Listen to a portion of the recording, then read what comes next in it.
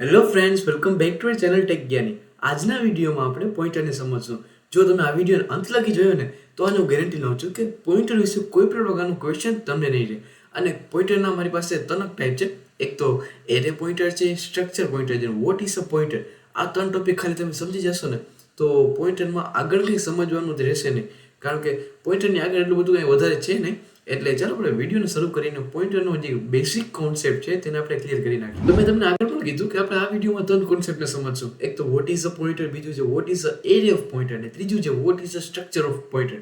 સૌથી પહેલા આપણે સમજશું what is a pointer. Definition શું છે? A pointer is special type of variable in C that store the memory address of the another variable, not the actual value. It helps us to work directly with the memory, which makes the C powerful low-level programming language. એટલે કે જો pointer જે છે ને એ direct value store નથી કરતું, પણ કે બીજો જે વેરિયેબલ હોય છે ને તેનું એડ્રેસ કોપી કરી લે છે અને તેને કોપી કરીને બીજા અનધર વેરિયેબલમાં તેને પેસ્ટ કરી નાખે છે. જ્યારે આપણે કોઈ પણ પ્રકારનો આપણે વેલ્યુ જે કોપી કરી હોય ને તો તેની આપણે એડ્રેસને કોપી કરી લઈએ છીએ અને ઓટોમેટિકલી જે વેલ્યુ હોય છે તે પણ કોપી થઈ જાય છે. એના કારણે જે સી જે છે તે પાવરફુલ લેંગ્વેજ થઈ ગઈ છે, બરોબર? તો તેની સિન્ટેક્સ કેવી રીતના છે? Data type and pointer name. Data type આપણે કોઈ પણ પ્રકારનો ડિક્લેર કરી શકીએ છીએ. ફ્લોટ છે, કેર છે, આઈએનટી, ઇટીસી ગમે તે. પછી શું છે? Pointer name. અહીંયા અગત્યની વાત શું છે કે આ જે તમને સિમ્બોલ દેખાય છે ને એસ્ટ્રિક્ટ, આનાથી આપણે પોઈન્ટરને ડિક્લેર કરશું. જો આપણે એસ્ટ્રિક્ટની સાઇન યુઝ નહીં કરશું ને તો પોઈન્ટર જે છે ડિક્લેર નહીં થાય. તો પોઈન્ટરનો મતલબ શું છે કે કોઈ અનધર વેરિયેબલ હોય છે ને તેનો એડ્રેસ કોપી કરી લે છે, જેથી વેલ્યુ પણ કોપી થઈ જાય છે. તો તમે પોઈન્ટરને સમજી ગયા છો, આઈ હોપ. તો આપણે તેની એક ડાયગ્રામ જોઈએ જેથી પોઈન્ટરનો જે કોન્સેપ્ટ જે છે ને ક્લિયર થઈ જશે. તો તમે જોઈ શકો છો અહીંયા જે વાર છે, આપણે કોઈ પણ પ્રકારનું પોઈન્ટર નેમ લખ્યું છે, વાર છે, એના અંદર આપણે 10 વેલ્યુ છે, બરાબર? 10 વેલ્યુની જે એડ્રેસ શું છે? અહીંયા એડ્રેસ છે 0x733, બરાબર? આ જે છે એનું એડ્રેસ છે, ખાલી આપણે એક્ઝામ્પલ માટે છે. હવે આને આપણે કોઈ પણ અનધર વેરિયેબલમાં સ્ટોર કરવું હોય ને તો એસ્ટ્રિક્ટની સાઇન યુઝ કરશું. અને પીટીઆર, અહીંયા તમે ખાલી પીટીઆર લખ્યું છે પણ તમે અહીંયા એ પણ લખી શકો છો, કોઈ પણ પ્રકારનો સિમ્બોલ લખી શકો છો અથવા વર્ડ પણ તમે લખી શકો છો. અને અહીંયા જો અહીંયા જે એડ્રેસ જે હોય છે ને તે અહીંયા કોપી થઈ જાય છે, એટલે ઓટોમેટિકલી વેલ્યુ હોય છે તે પણ કોપી થઈ જાય છે. એટલે તમે આમાં જોઈ શકો છો, જો અહીંયા શું છે? વેલ્યુ ઓફ વેરિયેબલ ઓફ વાર. એટલે જો પીટીઆર થી આપણે વેલ્યુની અહીંયા કોપી કરી છે અને જે વેલ્યુ હોય છે ને એ ઓટોમેટિકલી કોપી થઈ જાય છે, કારણ કે એડ્રેસ પણ કોપી થઈ જાય છે.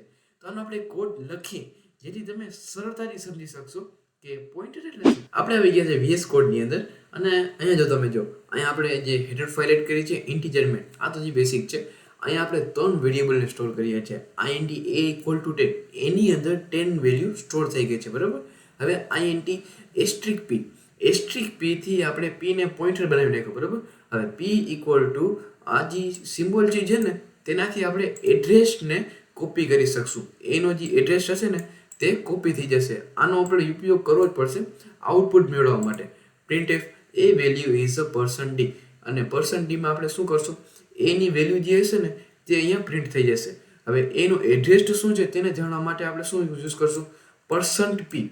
%p ને તમે ધ્યાનમાં રાખજો. જો %d કેના માટે હોય છે? જે કોઈ પણ જે મેઇન વેલ્યુ હોય છે ને તેને પ્રિન્ટ કરવા માટે. એન્ડ %p નો ઉપયોગ આપણે એડ્રેસને પ્રિન્ટ કરવા માટે કરશું. અને જો અહીંયા શું આવ્યું છે? આ એન્ડ એ ને પણ તમે ધ્યાનમાં રાખજો. આનો મતલબ મેન એ જ છે કે એડ્રેસને કોપી કરે છે printf. અને લાસ્ટમાં આપણે જોશું કે p ની વેલ્યુ શું થાય છે. p ની અંદર આપણે એનો જે એડ્રેસ છે તેને તો આપણે કોપી કરી લીધો છે, પણ તેની વેલ્યુ શું થાય છે તેને આપણે જોશું. તો લાસ્ટમાં જોશું છે રિટર્ન 0. હવે અહીંયા કોડ આપણો પૂરો થઈ જાય છે. આપણે કોડને રન કરીએ તો તમે જે આઉટપુટ છે તમે જો a is a 10, બરોબર? વેલ્યુ એની વેલ્યુ જે છે 10 છે. એની એડ્રેસ શું છે? તમે આ જો એડ્રેસ છે ને 0061ff18, આ જે છે એની એડ્રેસ છે ને p ની વેલ્યુ શું છે? 10 થઈ ગઈ. તો પોઈન્ટર એટલે શું ને તે તમે અહીંયા ખાલી આ બધા કોડ જોઈ લેશે તમે સમજી ગયા છો. હવે આપણે આગળ વધશું કે એરે ઓફ પોઈન્ટર એટલે શું. હવે તમે સમજી ગયા હશો કે વોટ ઇઝ અ પોઈન્ટર, બરોબર? હવે પોઈન્ટરને તમે સમજી ગયા હશો તો હવે આ એરે ઓફ પોઈન્ટર જે છે ને તેને સમજવું પણ ઈઝી રહેશે. And pointer array is that store the pointers. Each element the array hold address of variable the same data type. It's used when we need to store access address and multiple variable at the same time to get the actual value pointer at. We use the difference operator as string, બરોબર? એટલે array of pointer એટલે શું ખબર છે? અલગ અલગ alignment હોય છે. જેમ કે એરો જે છે ને 0 થી સ્ટાર્ટ થાય છે, 0 1 2 3 4 એવી રીતના એરે સ્ટાર્ટ થાય છે. હવે આપણે જેમ કે 0 1 ની જે વેલ્યુ એડ્રેસ હોય છે ને તેને આપણે સ્ટોર કરવું હશે ને તો આપણે પોઇન્ટરનો યુઝ કરશું. અને પોઇન્ટરનો યુઝ કરવા માટે આપણે એસ્ટેરિકની સાઇન જરૂરી રહેશે. 0 માટે તમે સમજી ગયા કે એસ્ટેરિકની સાઇન આપણે યુઝ કરશું. હવે જો એવી જ રીતના 1 ને પણ આપણે એડ્રેસ સ્ટોર કરાવવો હશે તો પણ આપણે એસ્ટેરિકનો યુઝ કરશું. હવે તેની સિન્ટેક્સ શું છે?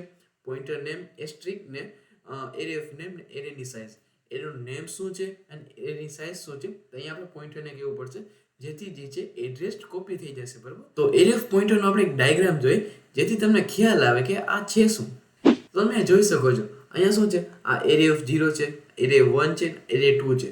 એરે હંમેશા 0 થી સ્ટાર્ટ થાય, તમને ખબર જ હશે. અહીંયા આપણે વેલ્યુ જે છે, એરે 0 ની શું વેલ્યુ છે? 10 વેલ્યુ છે. એરે 1 ની વેલ્યુ છે 20 એન્ડ એરે 2 ની વેલ્યુ છે 30. હવે આપણે એવું માની લઈએ કે આપણે એરે 1 ની આપણે એડ્રેસ જે છે કોપી કરવું હોય તો આપણે શું કરશું? અહીંયા એસ્ટેરિકની સાઇન મૂકશું. તો var2 ની આપણે અહીંયા પોઇન્ટરથી એડ્રેસને કોપી કરી શકશું. બરાબર, તો આપણે તેનો એક્ચ્યુઅલ કોડ જોઈ લે જેથી આ એરે ઓફ પોઇન્ટરનો પણ બેસિક કોન્સેપ્ટ ક્લિયર થઈ જાય.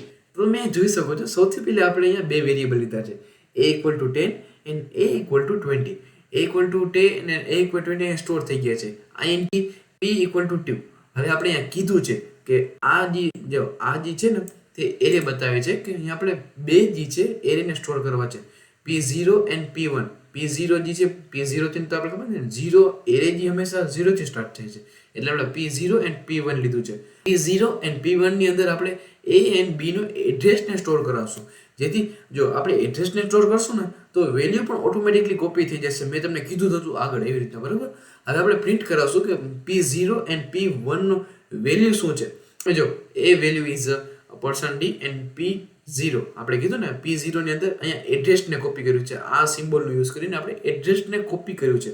printf b value is %d and p1 ની અંદર આપણે b ની એડ્રેસને સ્ટોર કર્યો છે. બરાબર, અને રિટર્ન 0, લાસ્ટમાં રિટર્ન 0 છે.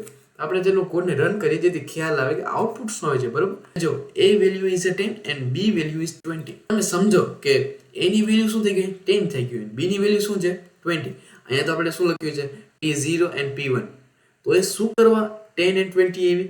કારણ કે અહીંયા આપણે એડ્રેસને કોપી કરી છે.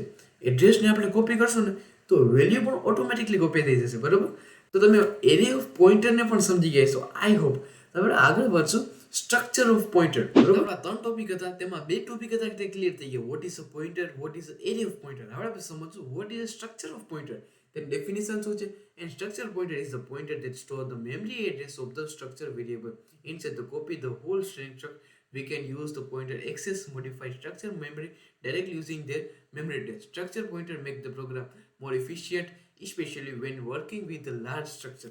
એટલે કે મોટો જે સ્ટ્રક્ચર હોય છે, જેમ કે મોટી કંપની હોય છે ને તેના અલગ અલગ સેક્શન હોય, તેના અલગ અલગ સેક્શનમાં અલગ અલગ ડાટા હોય છે, તેને એકસાથે સ્ટોર કરવાને તે મુશ્કેલ થઈ જાય છે. તેના માટે આપણે પોઇન્ટરનો યુઝ કરશું. પોઇન્ટરનો યુઝ કરીને આપણે અલગ અલગ વેરિયેબલને આપણે અલગ અલગ રીતે આપણે તેને એક્સેસ કરી શકશું. કારણ કે આપણો એડ્રેસ તો આપણી પાસે હશે. જો એડ્રેસ હશે તો તેની વેલ્યુ પણ આપણે મળી જશે. તો તમે આની જો સિન્ટેક્સ સમજો, એન્ડ સ્ટુડન્ટ અને ptr. હવે જો આપણે કોઈ પણ પ્રકારનો સ્ટ્રક્ચર આપણે ડિક્લેર કરશું ને તો સ્ટ્રક્ટ જે છે ને તે ઇમ્પોર્ટન્ટ છે. સ્ટ્રક્ટથી જ આપણો જે પોઇન્ટર જે છે ને સ્ટાર્ટ થશે. સ્ટ્રક્ચરથી જ આપણે સ્ટ્રક્ચરને આપણે કહી શકશું કે આ સ્ટ્રક્ચરનો પ્રોગ્રામ છે.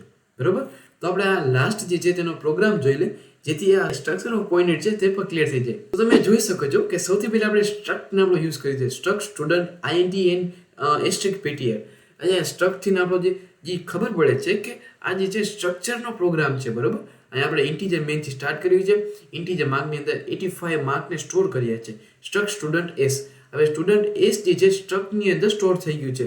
હવે આપણે શું કરવું છે કે s.ptr ને આપણે માર્કના એડ્રેસને સ્ટોર કરવું છે. તેના માટે આપણે શું કરશું કે જો આ જે સિમ્બોલનો આપણે યુઝ કરીએ, હવે જેથી જે માર્ક્સના જે એડ્રેસ જે છે તે અહીંયા કોપી થઈ જશે. બરોબર, s.ptr માં. હવે આપણે s.ptr ને પ્રિન્ટ કરાવશું ને તો માર્ક્સ જે છે ઓટોમેટિકલી આવી જશે. તો આપણે કોડને રન કરીએ જેથી તમે ખ્યાલ આવે. તમે જોઈ શકો છો માર્ક્સ કેટલા આવ્યા? 85 આવ્યા. બરોબર, એટલે 85 માર્ક્સ જે છે એ માર્ક્સનો વેલ્યુ છે. આપણે વેલ્યુને કોપી નથી કરી પણ આપણે એને એકચ્યુઅલ એડ્રેસને કોપી કરી છે. બરોબર, એટલે પોઇન્ટરનો યુઝ એ જ છે કે આપણે ડાયરેક્ટ એડ્રેસને કોપી કરીએ છીએ, નહીં કે વેલ્યુ. બરોબર, હવે તમે સમજી ગયા છો કે પોઇન્ટર એટલે શું. અહીંયા આપણા પોઈન્ટરના તને કોન્સેપ્ટ હતા ક્લિયર થઈ ગયા છે, બરાબર. પોઈન્ટરનો બેસિક કોન્સેપ્ટ હતા, સિન્ટેક્સ હતી, vote is a pointer, array of pointer, structure of pointer, જે એક્ઝામમાં પણ પૂછાઈ શકે છે અને તમને બેસિક સ્ટ્રોંગ કરવા માટે પણ બહુ ઇમ્પોર્ટન્ટ છે. જો તમને આમાં કોઈ પણ પ્રકારનો પ્રોબ્લેમ લાગતો હોય ને તો મને બેજીજે કોમેન્ટ કરી શકો છો, હું તમને આન્સર કરીશ. તો આપણે મળીએ બીજા ઇન્ટરેસ્ટિંગ ટોપિક સાથે. Thank you for watching. By.